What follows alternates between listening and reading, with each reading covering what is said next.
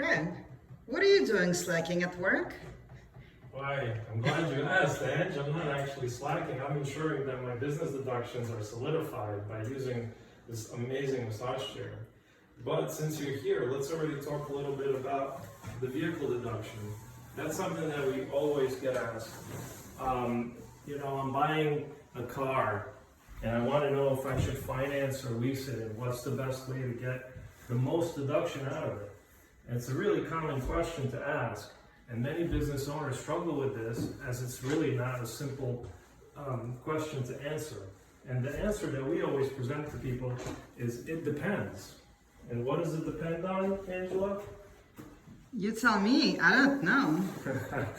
Well, it actually depends on what you're going to do with the vehicle. And if it's going to be a workhorse, we'll try to most likely use what we call the actual method of expensing the vehicle, which will give you the biggest bang for your buck in the very first year that you're going to buy this vehicle.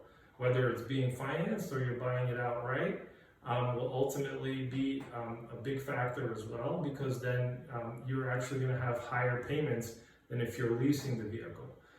Either way, we can get more bang for your buck, but when you're buying the vehicle, the actual expense method will be writing off the value of the vehicle, which is very different from a leased vehicle.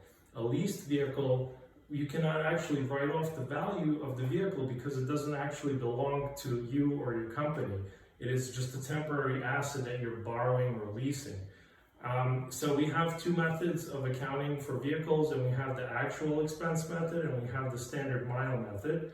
The standard mile method is the very simple method of accounting and taking reimbursement for the vehicle. It's the easiest solution, and sometimes that actually produces a lot more deduction for you using either a leased vehicle or a financed or purchased outright vehicle.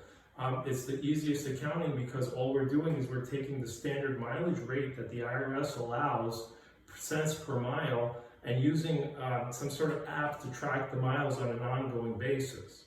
So in other words, if you traveled 100 miles and you're allowed 50 cents a mile, therefore you'll have $50 worth of deductions.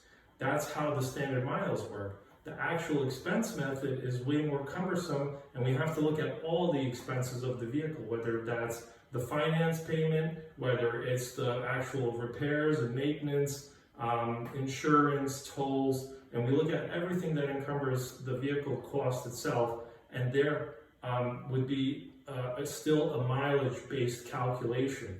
You're still going to use the miles, so the mileage app is very important. It's still key to this deduction. And again, we would get the most bang for your buck, but we have to understand the actual vehicle itself. What is its purpose?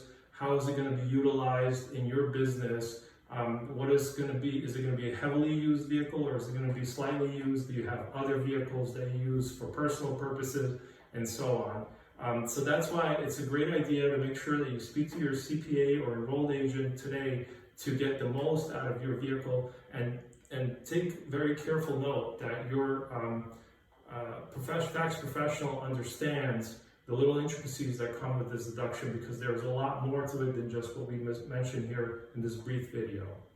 So again, I thank you for your time. There's more great content to come here from Freyman CPA, where all we do is tax all day.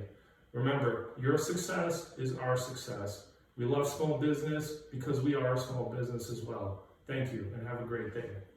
Thank you, Greg.